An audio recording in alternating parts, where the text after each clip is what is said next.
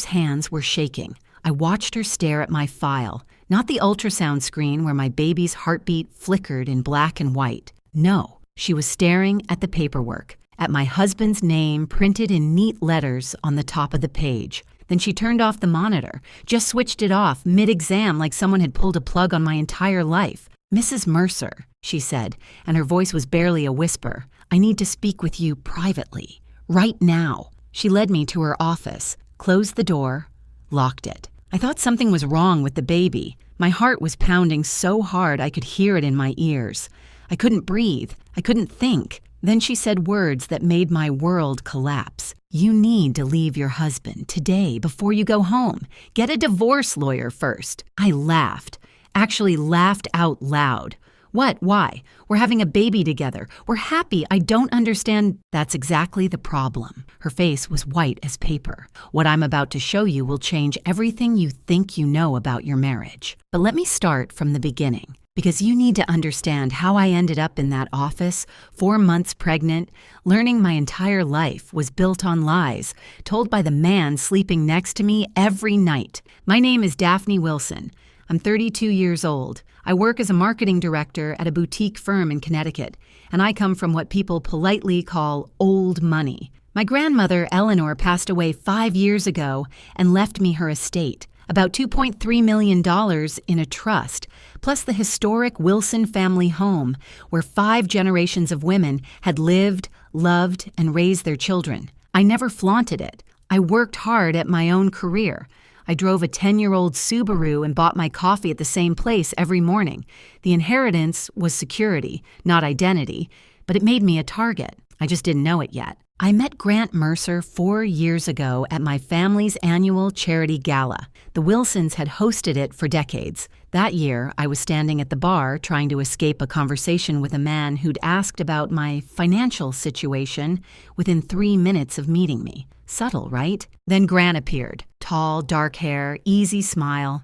He asked what I was drinking, made a joke about the terrible jazz band, didn't mention money once. He claimed to be just a financial advisor who'd gotten a last-minute invitation from a colleague. He said he had no idea who the Wilson family was. Looking back, that should have been my first red flag. A financial advisor who doesn't research the host family of a major charity event? That's like a chef showing up to a cooking competition saying, "Oh, we're making food today?" Had no idea. But I was tired of obvious gold diggers, and here was this charming man asking about my favorite books instead of my bank account. We dated for a year. Grant was attentive, thoughtful, remembered the smallest details. He insisted on paying for dinners even though I could have bought the restaurant. He seemed so genuine. My mother, Vivian, saw through him immediately. After their first meeting, she pulled me aside. "That man's smile doesn't reach his eyes," she said. "Something's wrong with him, Daphne. I can feel it." I told her she was being paranoid, overprotective, jealous even. We fought about Grant constantly. Eventually, we just stopped talking. 2 years of near silence between me and the woman who raised me. Birthday texts and nothing more. All because I chose to believe my husband over my own mother. Spoiler alert, Mom was right, and she's been waiting patiently to say, "I told you so." At this point, she's absolutely earned it. Grant and I got married after a year of dating. Beautiful ceremony at my grandmother's estate. He cried during his vows, tears streaming down his face as he promised to love and protect me forever. Looking back, those were probably the most honest tears he ever shed. Not from joy, from relief. His long game was finally paying off. After 2 years of trying for a baby naturally, we saw a fertility specialist. The diagnosis hit like a truck. Grant had severe male factor infertility. His sperm count was almost non-existent, and what little he had barely moved. Natural conception was essentially impossible. Grant seemed devastated. He cried in the car for 20 minutes. He apologized over and over like it was his personal failure. I comforted him, told him we'd figure it out together. That's what marriage was about. What I didn't know was that Grant wasn't crying from grief. He was crying because his plan had just gotten significantly more complicated. All that emotion was him recalculating, not mourning. We decided on IVF with a specialized procedure called ICSI, where doctors inject a single sperm directly into an egg, our best chance. Grant insisted on researching clinics himself. Found one he said was perfect. Handled all the paperwork. At the time, I thought he was being supportive because I was so emotionally drained. The first cycle failed. Devastating. I couldn't get out of bed for 3 days. Grant held me, whispered encouragement, promised we'd try again. The second cycle, 7 months ago, worked. Positive pregnancy test. 2 pink lines that changed everything. I cried happy tears. Grant held me close, already talking about nursery colors and baby names and the future he'd always dreamed of. Then, casually, he mentioned I should update my will. Now that we're a family, he said. I thought it was sweet, practical, the kind of thing a good husband thinks about. I had no idea he was already counting my grandmother's money as his own. Everything seemed perfect. The loving husband, the baby on the way, the life I dreamed about since I was a little girl playing with dolls in my grandmother's garden. I had no idea that in just 3 months, a stranger with trembling hands would show me documents that would burn my perfect life to ashes. And I had no idea that the fire had been set by the man sleeping next to me every single night. Before we continue, if you're enjoying this story, please hit subscribe and tell me in the comments where you're watching from and what time it is there. I read every single comment and it truly means the world to me. Now, back to the story. 4 months pregnant and something had shifted in my marriage. Small things at first. The kind of things you notice but explain away because the alternative is too painful to consider. Grant started keeping his phone face down on every surface. New password I didn't know. He'd step outside to take calls, come back saying it was work stuff, and change the subject before I could ask questions. He claimed he was restructuring client portfolios during these late-night calls at 11 p.m. on a Saturday. Now, I'm no financial expert, but I'm pretty sure the stock market takes weekends off. Unless Grant had secret clients in Tokyo, which he definitely did not, something else was going on. The late nights at the office multiplied. 3 times a week, sometimes 4, he wouldn't come home until midnight. He's a financial advisor, not an emergency room surgeon. What could possibly require that kind of schedule? I found receipts. A restaurant downtown I'd never been to. $280 for dinner for 2. A hotel in the city. 40 minutes from our house. Why would my husband need a hotel room so close to home? When I asked, Grant had answers for everything. Smooth, practiced answers that came just a little too quickly. Client dinner. Important networking. The hotel was for a conference that ran late, and it just made more sense to stay over than drive home exhausted. And when I pushed harder, when I asked more questions, his tone changed. Daphne, you're being paranoid. It's the hormones. My mother warned me about this. Women get irrational during pregnancy. Don't turn into one of those wives. I felt ashamed for even asking. That's how good he was at this. He made me apologize for questioning him. The financial pressure intensified around the same time. Grant's requests about money became more frequent, more urgent, more creative. We should add me to your trust. What if something happens during delivery? I need to be able to access funds for the baby. It's just practical. Power of attorney is common sense. Every married couple does it. Unless you don't trust me? Your grandmother's house is too big for us anyway. We should sell it, invest the money properly. I know exactly which funds would maximize our returns. The man wanted me to sell my grandmother's home and let him invest the proceeds. This is the same man who insisted we needed 3 different streaming services because he couldn't remember which one had his shows. That's who I should trust with $2 million. Absolutely not. When I said no, gently and carefully, Grant's warmth evaporated. He became cold, distant. He started sleeping on the far edge of the bed, claiming I moved too much now that I was pregnant. The arguments became more frequent. He'd bring up the trust I'd refuse. He'd give me the silent treatment for days. His silent treatments lasted exactly until he got hungry. Funny how that worked. Apparently his principles had a time limit, and that limit was an empty stomach. He barely touched me anymore. Blamed my changing body. Said he didn't want to hurt the baby. It sounded caring on the surface. It felt like rejection in my bones. I tried to talk to him about it. He said I was being needy, hormonal, difficult. I started to wonder if the problem was me. One night, I woke up at 2 a.m. and Grant wasn't in bed. I found him in the kitchen, hunched over his phone, speaking in a hushed voice. I stood in the hallway and listened. "It's almost time," he was saying. "By spring, everything will be settled. Just need to wait until—" He saw me and hung up immediately. "Work emergency," he said. "Go back to sleep, honey." I didn't ask who has work emergencies at 2 a.m. about things being settled by spring. I was too tired, too pregnant, too desperate to believe my marriage was still okay. My best friend Tara came over for lunch the following week. She sat across from me at the kitchen table and watched me make excuse after excuse for Grant, his stress, his work pressure, his adjustment to becoming a father. Finally, she put down her fork and looked at me with those eyes that had known me since college. "Daff, listen to yourself. When's the last time you talked to your mom?" I didn't answer. "When's the last time Grant was actually happy to see you? Not performing happy, not putting on a show for other people. Really genuinely happy to see you walk through the door?" I couldn't answer that either. "Trust your gut," Tara said. "Something is wrong here." I told her she was being dramatic, but that night I couldn't sleep. I kept thinking about Grant's phone, always face down, his late nights, his sudden obsession with getting access to my money, the way he looked at me sometimes when he thought I wasn't paying attention, like I was a math problem to solve, not a person to love, 4 months pregnant.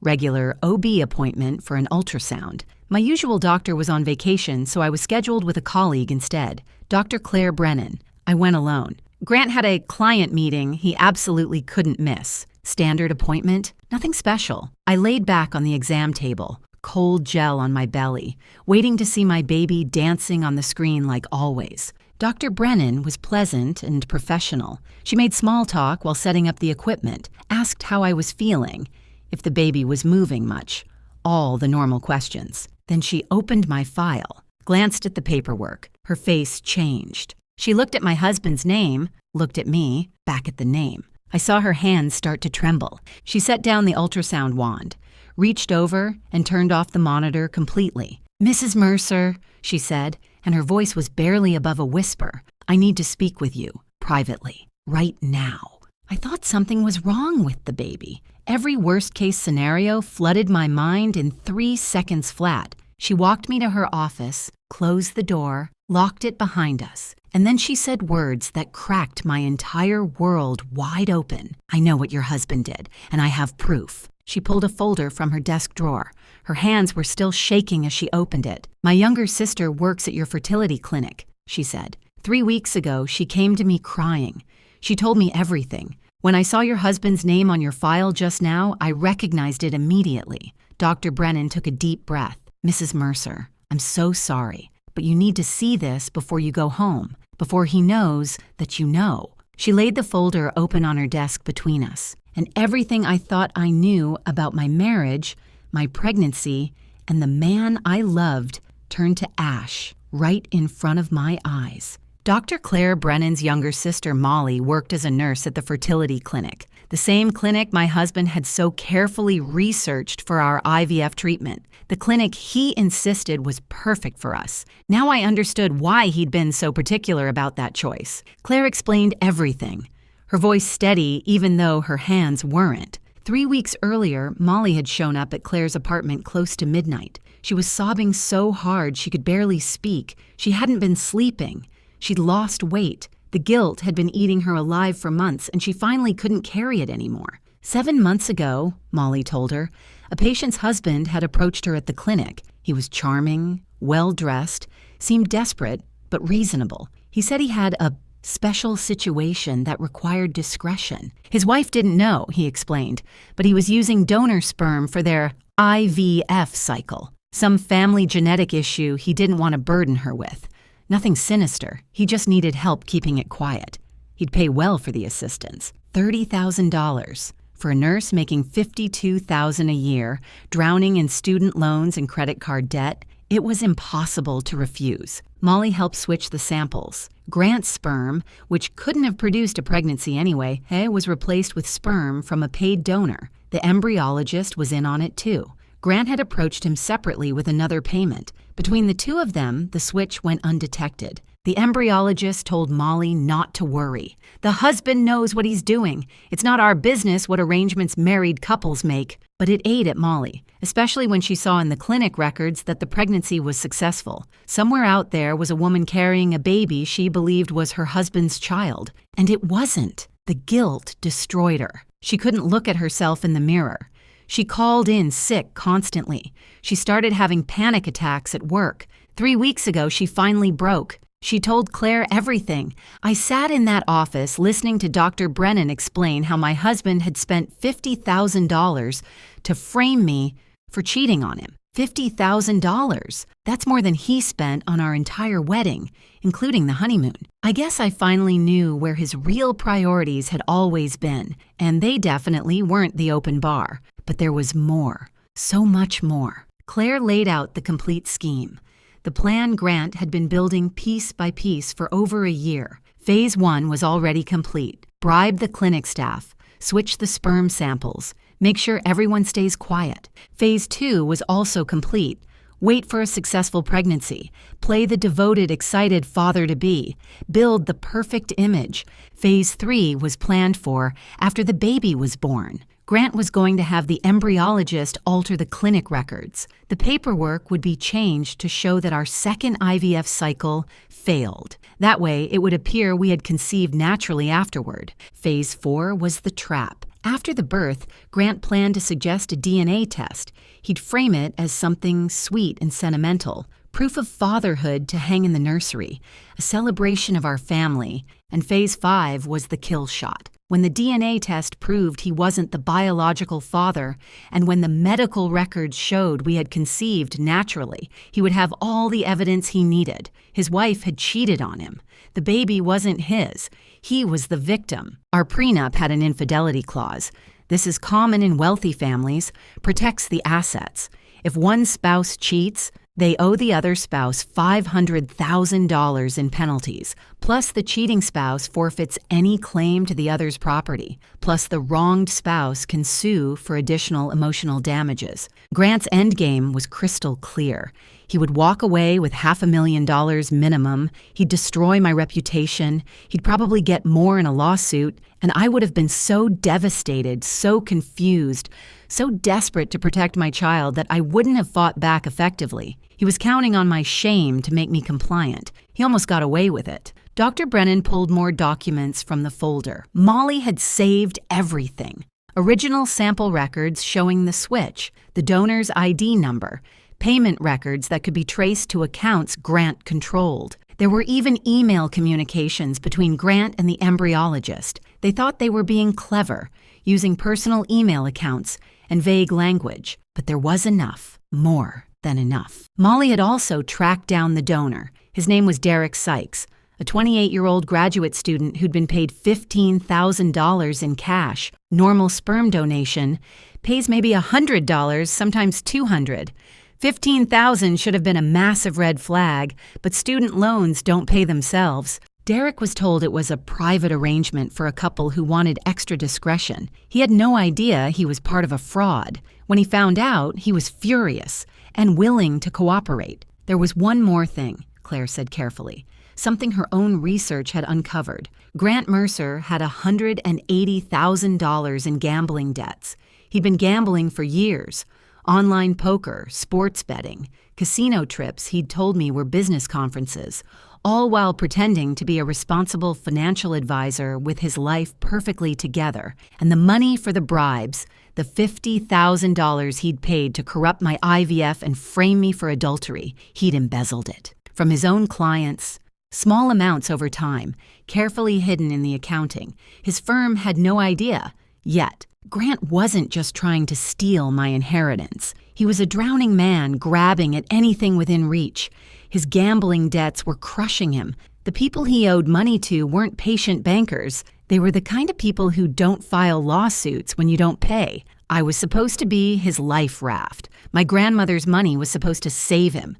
And he was willing to destroy me completely to get it. I sat in that office for a long time. The papers spread out in front of me, the truth burning a hole in my chest. Shock came first, cold, paralyzing shock, then disbelief. I kept reading the documents over and over, looking for some mistake, some misunderstanding that would make everything okay again. Then the pieces started clicking together. The late nights, the secret phone calls, his obsession with accessing my money, his careful, calculated attention when we were dating. He'd researched me before we ever met. The charity gala where we accidentally bumped into each other wasn't an accident at all. He knew exactly who I was and what I was worth before he ever said hello. The way he cried at our wedding, those tears I thought came from joy. They were tears of relief. His long con was finally paying off. And my mother, Vivian, who I'd pushed away for 2 years, who I'd called paranoid and jealous and overprotective. She'd seen through him in 5 minutes. His smile doesn't reach his eyes. She tried to warn me. I chose him over her. I thought about crying. I thought about screaming. I thought about driving home and confronting him, throwing those papers in his face, watching him scramble to explain. But then something else happened. Something cold settled into my stomach. Something sharp and focused and absolutely calm. He thought I was stupid. He'd built this entire scheme on the assumption that I would crumble, that when his trap sprung, I'd be so devastated by the proof of my infidelity that I'd hand over whatever he wanted just to make it stop. He thought I was weak. He thought I was naive. He thought I was an easy mark. He had no idea who he'd married. I looked at Dr. Brennan. He doesn't know that I know. No, my sister hasn't told anyone else, and I only connected you to the case when I saw your file today. Good. I gathered the documents carefully. I need copies of everything, and I need you to connect me with Molly directly. What are you going to do? I stood up. My hand rested on my belly, on the baby who was completely innocent in all of this, a child who didn't choose their biology, a child I already loved, regardless of DNA tests or donor IDs, or any of the ugliness swirling around their existence. My husband thinks he's been playing chess, I said. He thinks he's 3 moves ahead. He thinks he's already won. I straightened my shoulders. He's about to find out I already flipped the board. I drove home from that appointment with my face carefully neutral, hands steady on the wheel, breathing even, just in case. Grant had installed security cameras around our house 2 years ago. At the time, he said it was for protection. Now I wondered if it was surveillance, if he watched the footage, if he was tracking my expressions, my movements, looking for any sign that I suspected something. So I gave him nothing. He was waiting when I got home, standing in the kitchen with that smile that didn't reach his eyes. My mother's words echoed in my head, 2 years too late. "How was the appointment?" he asked. "Is the baby okay?" I smiled back, walked over and hugged him, showed him the ultrasound photo Dr. Brennan had printed before everything changed. "Perfect," I said. "Everything's absolutely perfect. I deserve an Oscar for that performance." I smiled at him over dinner while mentally calculating how much his bail would be. I asked about his day while picturing him in an orange jumpsuit. I even laughed at his joke about baby names. It wasn't funny at all, but I committed to the role like my life depended on it. Because in a way, it did. I apologized for being paranoid lately, blamed the hormones, used the exact same excuse he'd thrown at me for months. His whole body relaxed when he heard it. The tension in his shoulders melted away. He thought he was still winning. He thought his plan was still on track. That night, he slept soundly beside me. I lay awake until 3 a.m, staring at the ceiling, planning his destruction. The next morning, I called in sick to work. Then I drove 2 hours to a different city, checking my mirrors constantly to make sure I wasn't followed. Paranoid? Maybe. But I'd earned that paranoia.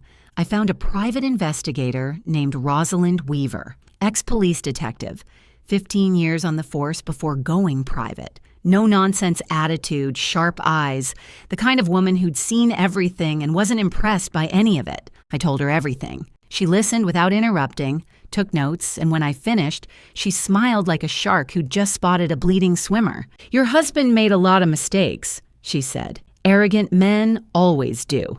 Give me 2 weeks." She had results in 10 days. Grant's gambling debts totaled $180,000. He owed money to online betting sites, underground poker games, and a few private lenders who definitely didn't file paperwork with the IRS, the kind of creditors who get very creative when payments are late. The embezzlement was confirmed. Approximately $53,000 missing from client accounts at his firm, siphoned over 18 months through small transactions designed to avoid detection. His bosses had no idea. Yet. And then there was the affair. 8 months. His assistant. Hotel rooms, romantic dinners, weekend getaways disguised as business trips. Rosalind had photos, text messages, credit card receipts, the whole pathetic collection. His assistant. Of course it was his assistant. How completely unoriginal. I was almost insulted by the cliché. If you're going to destroy your marriage, at least show some creativity. Having an affair with your assistant is literally chapter 1 of the Cheating Husband Handbook. Not that such a handbook exists, but if it did, Grant would have highlighted that page. Rosalind found something else too. This wasn't Grant's first attempt at landing a wealthy woman. 5 years ago, he'd dated someone in Boston, Caroline Ashford. Family money, trust fund, the whole package. They were together for 8 months before she discovered financial irregularities in a joint account he'd convinced her to open. She ended things immediately, but was too embarrassed to press charges. Rosalind tracked her down. Caroline was more than willing to provide a statement now. She'd always regretted letting him walk away clean. I met with Molly Brennan in secret, a coffee shop an hour from town where nobody would recognize either of us. She looked terrible. Thin, pale, dark circles under her eyes. The guilt had been eating her alive. She started crying the moment she saw me sit down. "I'm so sorry," she kept saying.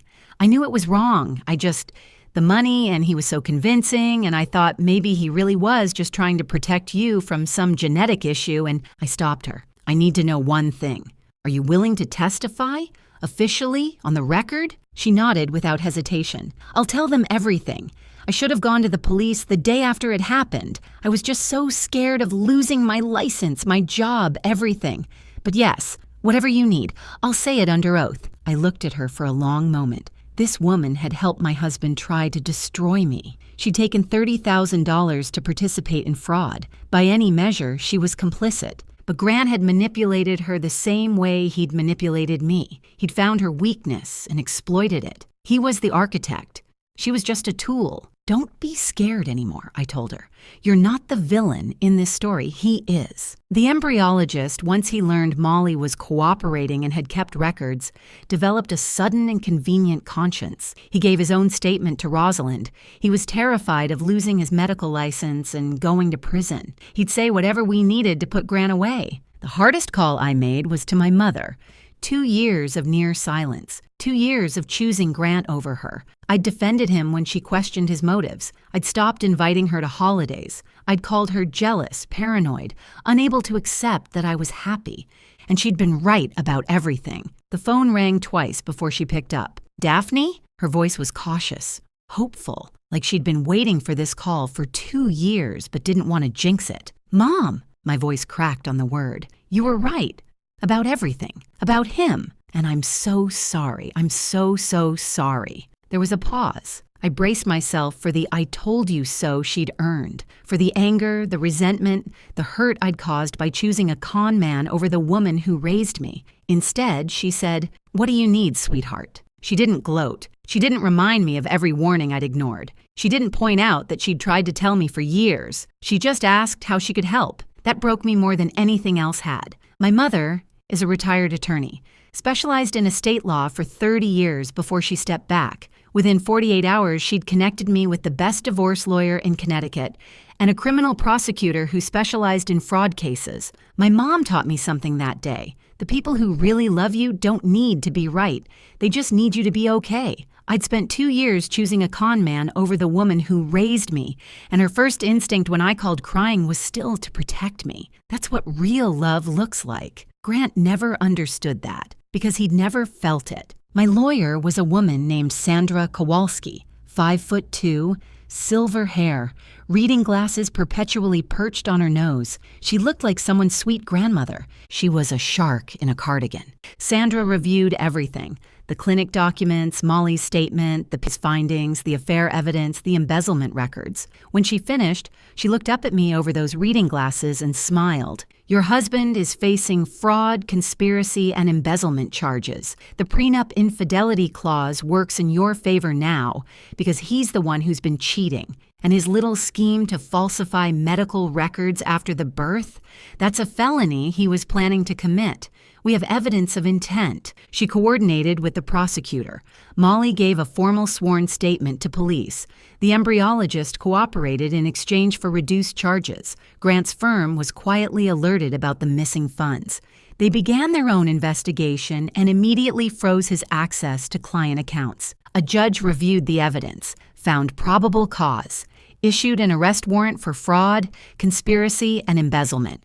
My lawyer called it a formality at this point. I called it the best piece of paper I'd ever seen in my life. 8.5 by 11 inches of pure karma. 6 weeks after that ultrasound appointment, I suggested to Grant that we throw a celebration, a baby moon party at my grandmother's estate. Both families, close friends, an afternoon garden gathering to celebrate the baby coming soon. His eyes lit up like Christmas morning.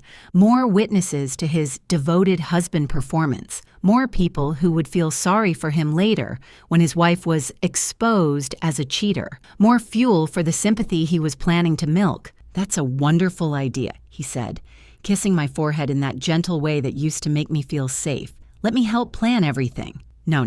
I patted his chest. "You've been working so hard lately. All those late nights at the office.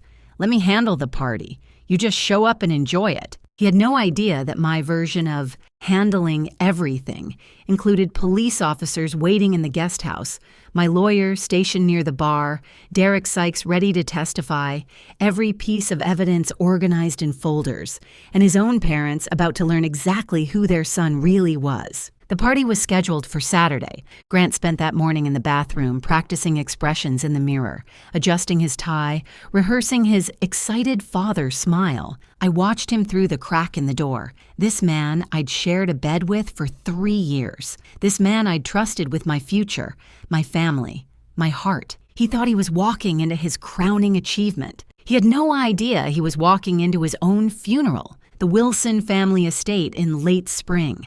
My grandmother's gardens in full bloom, 50 years of careful cultivation bursting with color, white tents on the back lawn, champagne chilling in silver buckets, flowers arranged on every table, a string quartet playing softly near the rose bushes, 50 guests milling about in their Sunday best, family, friends, colleagues. Grant's parents had driven up from Maryland, so proud of their successful son and his beautiful pregnant wife. My grandmother would have loved this party. She also would have seen through Grant in about 30 seconds flat. But that's grandmother wisdom for you. The older generation has a radar for phonies that the rest of us have to develop the hard way. Grant was in his absolute element, working the crowd like a politician at a fundraiser. Handshakes, backslaps, that charming laugh he'd perfected over years of practice. His hand kept finding my belly for photos. Every time someone pointed a camera, there he was, the devoted father-to-be, gazing at me with what looked like adoration. He was so good at pretending to be human, I almost felt sorry for him. Almost. The feeling lasted approximately 3 seconds before I remembered the $50,000 he'd spent trying to destroy my life. Sympathy evaporated pretty quickly after that. Grant's mother kept dabbing her eyes with a handkerchief. I always knew he'd make a wonderful father, she told anyone who would listen. Such a good boy, such a caring husband. His father walked around shaking hands, chest puffed out, proud of the family Grant was supposedly building, the legacy continuing. The Mercer name carried forward. My own mother stood near the dessert table, watching Grant with the patient expression of a cat observing a mouse that doesn't know it's trapped. She caught my eye across the lawn and raised her champagne glass slightly. Almost time. Around 3 o'clock, Grant did exactly what I knew he would do. He'd been dropping hints for weeks about wanting to celebrate fatherhood with a DNA test, frame the results in the nursery, proof of their bond. So romantic, so meaningful, so completely staged. At the party, he brought it up again, loudly, making sure plenty of people could hear. "You know what we should do, honey?" He pulled me close, arm around my waist, playing to the crowd. "I've been thinking. Let's get one of those DNA test kits. We can frame the results for the nursery. Proof that daddy and baby are connected forever. Wouldn't that be special?" Several guests made awe sounds. His mother dabbed her eyes again. I pretended to hesitate. "Oh, I don't know. That seems like a lot of trouble." "Come on, it'll be amazing. We could even open the results right here, right now. Make it part of the celebration. What do you think, everyone?" Encouraging murmurs from the crowd. Someone said, "How sweet." Someone else mentioned they wished their husband was that thoughtful. Well, I looked around, playing the shy wife. If everyone thinks it's a good idea, Grant was practically glowing. This was his moment. The trap he'd spent over a year building was about to snap shut. He could already taste my money, my humiliation, my destruction. He just didn't realize whose neck was in the trap. If this story has you on the edge of your seat, please hit that like button. I love hearing your thoughts in the comments. Now let's get to what you've been waiting for. Instead of pulling out a DNA kit, I walked toward the small platform we'd set up near the fountain, the one meant for toasts and speeches. I picked up the microphone. Grant smiled up at me from the crowd, champagne in hand. He was already rehearsing his shocked, devastated face, practicing the tears he'd cry when the truth came out about his cheating wife. "Thank you all for coming today," I said,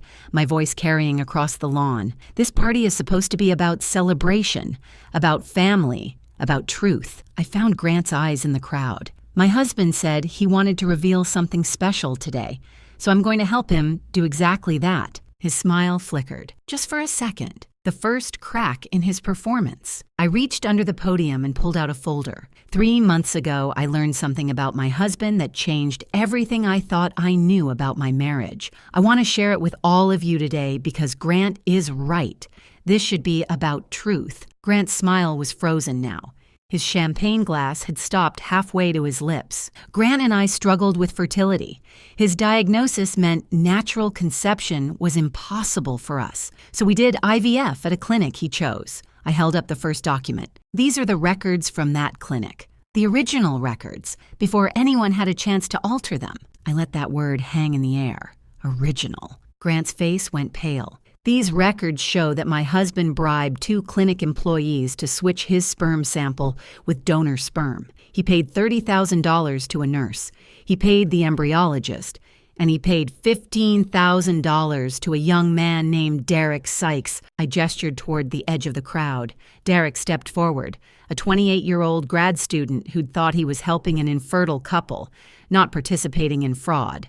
To provide the sperm that was used to conceive my child without my knowledge, without my consent. Gasps rippled through the crowd. Grant's mother grabbed his father's arm. Someone dropped a champagne glass and it shattered on the patio stones. My husband's plan was simple, I continued. Wait until our child was born, demand a DNA test, and when the results proved he wasn't the biological father, which he already knew would happen, he would accuse me of having an affair. I held up more documents. Our prenup has an infidelity clause. If I had supposedly cheated, I would owe him $500,000. He could sue for additional damages. He could destroy my reputation. He could take everything my grandmother left me and walk away. Grant found his voice. It came out strangled, desperate. "Daphne, honey, this is insane. You're confused. It's the pregnancy, the hormones. You're not thinking clearly. I'm not finished." My voice was ice. The crowd went silent. In addition to bribing the fertility clinic, my husband embezzled approximately $50,000 from his clients at his firm to fund this scheme. I looked at a man standing near the bar, Grant's boss, who'd been quietly invited. His firm is now aware and investigating. Grant's boss set down his drink. His face said everything. My husband also has $180,000 in gambling debts, money he owes to people who don't take late payments kindly. And for the past 8 months, I pulled out the photographs. Nothing explicit, just romantic enough to leave no doubt. He's been having an affair with his assistant. Grant's mother made a sound like she'd been punched in the stomach. I displayed the photos, restaurant dinners, hotel entrances, the kind of evidence that removes all possibility of denial. This wasn't even his first attempt, I added. 5 years ago in Boston, he targeted another woman with family money. That relationship ended when she discovered financial irregularities. She's provided a statement to investigators and is prepared to testify. Grant's champagne glass slipped from his fingers. It hit the stone patio and exploded, champagne spraying across his expensive shoes. Those are lies, he stammered. She's making this up. She's mentally unstable. The pregnancy has affected her mind. Grant, his own mother's voice cut through the noise, quiet but sharp enough to draw blood. Is any of this true? He turned to face her, opened his mouth to deny everything. Nothing came out. Molly Brennan stepped forward from where she'd been standing near the guest house, pale but determined. "I'm the nurse he bribed," she said. "I have documentation of everything. I've already given my statement to police." Derek Sykes spoke up next. "He paid me $15,000 and told me it was a private arrangement. I had no idea I was part of a fraud until Mrs. Wilson's investigator contacted me last month." Grant looked around wildly at the faces of people who'd been laughing with him 10 minutes ago. His colleagues, his family, the society friends he'd worked so hard to impress. Everyone was staring at him like he was something rotting they'd just discovered on their shoe. Then 2 police officers stepped out from the guest house, walking calmly across the lawn. "Grant Mercer." The first officer's voice was professionally neutral. "You're under arrest for fraud, conspiracy, and embezzlement. You have the right to remain silent. Anything you say can and will be used against you in a court of law." They handcuffed him right there, in front of everyone. His mother was sobbing now. His father refused to look at him, staring at the ground like he wished it would open up and swallow him. As they walked him toward the police car, Grant tried one last time, one final manipulation. "Daphne, please." His voice cracked. "We can work this out. I made mistakes, but I love you. I've always loved you. Don't do this. Think about our baby. Think about our family." I looked at him. Really looked. At the man I'd shared my life with for 3 years. The man I defended to my own mother. The man who'd stood at an altar and promised to love and protect me while calculating how much he could steal. "You're absolutely right, Grant," I said. "We just worked it out." They put him in the back of the police car. I watched it drive away down the long gravel path, past the gardens my grandmother had planted half a century ago, through the iron gates of the property Grant had wanted so desperately to own. 50 guests stood in absolute silence. Then my mother walked up and put her arm around my shoulders. "I'm proud of you," she said quietly. "Your grandmother would be too." And for the first time in months, I took a full breath. Grant was denied bail. "Flight risk," the judge said. Between his gambling debts and the people he owed money to, there was too much chance he'd disappear. Those gambling creditors got very interested very quickly once the arrest made the news. They'd been patient while Grant had a wealthy wife. That patience evaporated the moment they realized the money train had derailed. His affair partner, the assistant he'd been sneaking around with for 8 months, resigned from his firm the morning after the party. Didn't even clean out her desk. Just sent an email and vanished. She didn't wait for the handcuffs to click shut before she ran. I've seen rats leave sinking ships with more loyalty. At least rats have the decency to look back once. Grant's firm completed their internal investigation within 2 weeks. $53,000 confirmed missing. They filed their own criminal charges. The woman from Boston, Caroline Ashford, came forward publicly once she heard about the arrest. She'd spent 5 years feeling stupid for falling for his act, too embarrassed to pursue justice. She wasn't embarrassed anymore. Her statement added another layer to the case prosecutors were building. The divorce was finalized in record time. Grant's lawyer tried to negotiate, but there was nothing to negotiate with. The prenup's infidelity clause, the one Grant had been planning to weaponize against me, worked in my favor now. He was the one who'd been unfaithful for 8 months. He owed me, not the other way around. Not that he had anything to give. Every asset he claimed to own was either borrowed, stolen, or imaginary. The criminal case moved quickly. Molly Brennan testified. The embryologist cooperated fully in exchange for a reduced sentence. Derek Sykes provided his statement. The paper trail Grant thought he'd hidden wasn't hidden at all. Fraud, conspiracy, embezzlement. Each charge stuck. Each charge carried years. His parents stopped coming to court after the first week. His father released a statement saying Grant had made choices that no parent can defend. His mother checked into a facility for exhaustion, which is what wealthy people call it when they can't face reality. Grant Mercer, who had walked into my life 4 years ago with such careful charm, would spend the next several years in prison. When he eventually got out, he'd have nothing. No money, no career, no family willing to acknowledge him, no future targets who wouldn't find his criminal record with a simple search of his name. The trap he'd built so patiently and so carefully had snapped shut on his own neck. My baby was born 4 months after the party. Healthy, perfect, absolutely innocent in everything that had happened. Some people asked if I was going to contact Derek Sykes, include him somehow. I thought about it. But Derek was a 28-year-old grad student who'd made a dumb decision for money he desperately needed.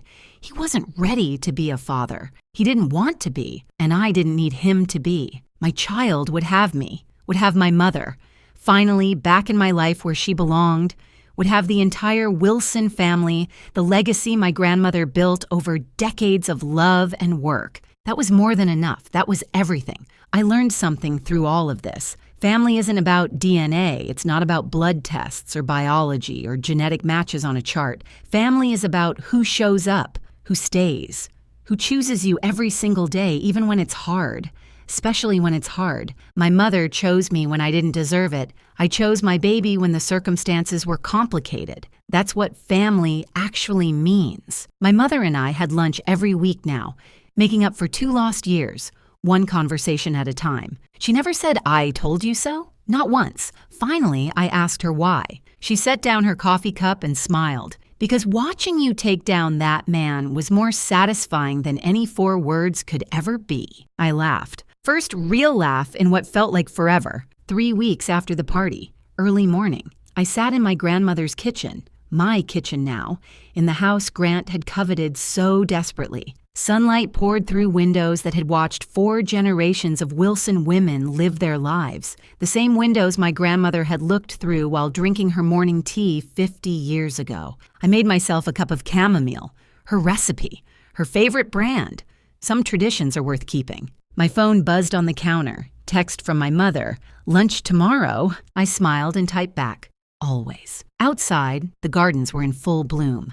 The roses my grandmother planted when she was a young bride.